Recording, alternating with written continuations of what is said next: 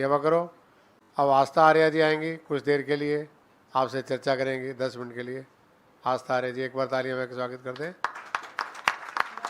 आप English teacher हैं Tagore international school east of Kailash, साथ ही साथ ईटेल की डायरेक्टर भी हैं। 10 मिनट के लिए आस्था जी।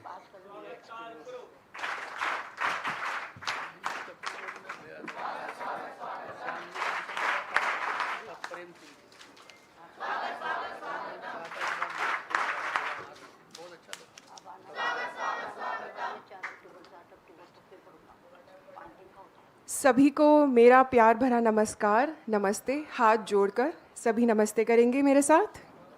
नमस्ते जी। मंच पर विद्वान जन सभी को मेरा नमस्ते।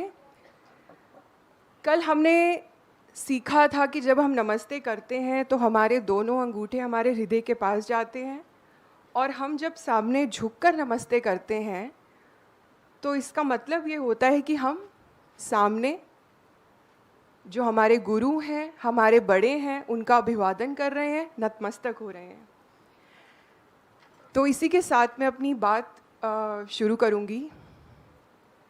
मेरा वाक्य 3 भागों में बटा हुआ है।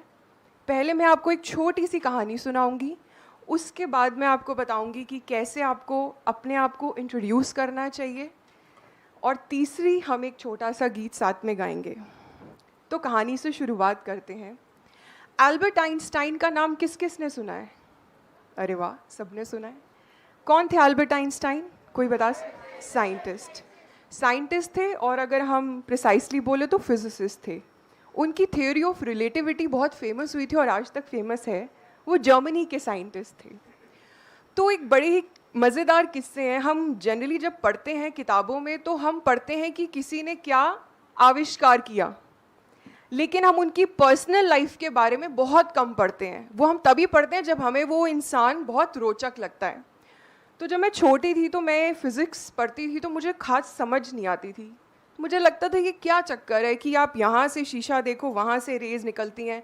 जो बच्चे फ़िज़िक्स पढ़ते हैं वो समझ सकते हैं, बहुत मुश्किल होता है। फिर मुझे लगा कि मुझे इनके बारे में और पढ़ना चाहिए। तो मैंने एक बार आइंस्टाइन की कहानी पढ़ी तो बड़ा ही मज़ा आया। तो मैंने सोचा कि क्यों ना मैं आपसे साझा करूँ। Albert Einstein theory of relativity जब उनकी बहुत फेमस हुई तो उनको बार बार, जैसे हम विद्वानों को सुनते हैं, तो उनको भी लेक्चर हॉल में बुलाया जाता था, और बहुत उनके लेक्चर्स होते थे जिसमें वो थ्योरी ऑफ रिलेटिविटी के बारे में सबको बताते थे, क्योंकि उस समय की वो बहुत बड़ी डिस्कवरी मानी जाती है। तो उनके ड्राइवर जो थे वो उनके साथ जाया करते थे हमेशा, और लास्ट रो में बैठ जाते थे। तो कुछ 15-20 बार जब लेक्चर दे दिया उन्होंने, तो 16वीं बार जब वो आकर गाड़ी में बैठे तो उनके ड्राइवर ने उनको कहा कि आइंस्टाइन जी, मैंने आपकी कहानी, आपकी जो थ्योरी है वो इतनी बार सुन ली है कि मैं कॉन्फिडेंस से बोल सकता हूँ कि अब मैं आपकी तरह बोलने लायक हो चुका हूँ। तो आइंस्टाइन हंस पड़े, कहते चलो कोई नहीं, किसी दिन तुम्हारी इस बात का भी लाभ उठाएंगे। कुछ ही हफ्ते बाद आइंस्टाइन की तबीयत थोड़ी सी ठीक नहीं थी, और उस दिन उनका मन भी नहीं था, और उनको जाना था बड़ी फेमस ब्राउन यूनिवर्सिटी में। तो उन्होंने अपने ड्राइवर को कहा, उनके ड्राइवर का नाम था हैरी।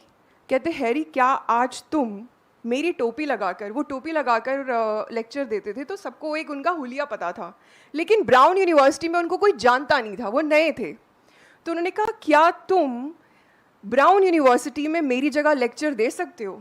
अब ड्राइवर का तो कॉन्फिडेंस इतना हाई हो गया, उन्होंने कहा कि बिल्कुल, मैं तो इसी का इंतज़ार कर रहा था। तो आइंस्टाइन बड़े ही खुशी से लास्ट रो में अपना ड्राइवर की टोपी पहनी, ड्राइवर की ड्रेस पहनी। उस समय वाइट ड्रेस और वाइट टोपी उन्होंने लगाई, हरी स्ट्राइप्स होती थी उनकी, और वो आराम से रिलैक्स मोड में बैठ गए। और ड्राइवर साहब जो थे वो उन्होंने पूरी परफेक्टली उनकी थ्योरी जो थी वो सुनाई। पूरी ऑडियंस तालियां बजाने लगी। लेकिन आप जानते हैं कि कुछ एक दो ऐसे लोग भी होते हैं जो सवाल जवाब करते हैं, तो उनका पर्पस था कि हम आइंस्टाइन को फंसाएं सवाल जवाब करने में। तो उन्होंने जैसे ही 2 सवाल पूछे तो अब ड्राइवर ने रटा हुआ था, लेकिन उनको समझ तो नहीं थी कि theory of relativity science physics में है क्या। तो वो रट के आए, क्योंकि वो सुन रहे थे, उन्होंने वो चीज़ बोल दी। तो अब आप ड्राइवर की सूझबूझ देखिए, उन्होंने छूटते बोला कि आपका सवाल तो इतना सिंपल है कि पीछे बैठा मेरा ड्राइवर भी इसका जवाब दे सकता है। तो उन्होंने कहा, हैरी जरा खड़े होके इसका जवाब देना। तो आइंस्टाइन खड़े हुए और उन्होंने बहुत सुंदर तरीके से उस सवाल का जवाब दे दिया।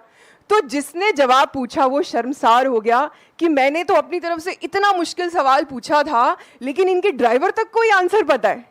और वो दोनों हंसते मुस्कुराते हुए गाड़ी में बैठकर चल दिए। तो अब हमें इस कहानी से क्या शिक्षा मिली? क्योंकि हम ये पढ़ते आ रहे हैं कि कहानियों के पीछे कोई एक मैसेज होता है। पहली, आपकी संगति अच्छी होनी चाहिए। अगर आपकी संगति अच्छी है तो आप किसी भी कठिनाई का सामना कर सकते हैं। माँ बाप अच्छे मिलना, गुरु अच्छे मिलना किस्मत की बात होती है, वरदान होता है, लेकिन दोस्त अच्छे बनाना आपकी अपनी चॉइस होती है। ये ऐसे रिश्ते होते हैं जो आप खुद बनाते हैं और खुद ही उनको निभाते हैं, कोई आपके लिए लेकर नहीं आता। तो अपने दोस्त ऐसे चुने जो आपसे बेटर हो इंटेलिजेंस में। हम यहाँ पर इकोनॉमिक या फाइनेंशियल स्टेटस की बात नहीं कर रहे, हम पैसों की बात नहीं कर रहे, हम कपड़ों और ब्रांड्स की बात नहीं कर रहे, हम बात कर रहे हैं पॉजिटिविटी की। कि जिस इंसान से हमें लगे कि हमें पॉजिटिव वाइब्रेशंस आती हैं, हमें पॉजिटिव एनर्जी मिलती है, उन लोगों के साथ हमें रहना चाहिए। और अगर हमें लगता है कि कुछ लोगों के साथ रहकर हमें नेगेटिव एनर्जी आती है, तो हमारे को पूरा हक है अपनी ज़िंदगी खुशी से जीने का। तो हमें उनको क्या करना चाहिए? नमस्ते जी। कल हमने सीखा था भजन में, नमस्ते जी, नमस्ते जी करके प्यार से हम चल सकते हैं।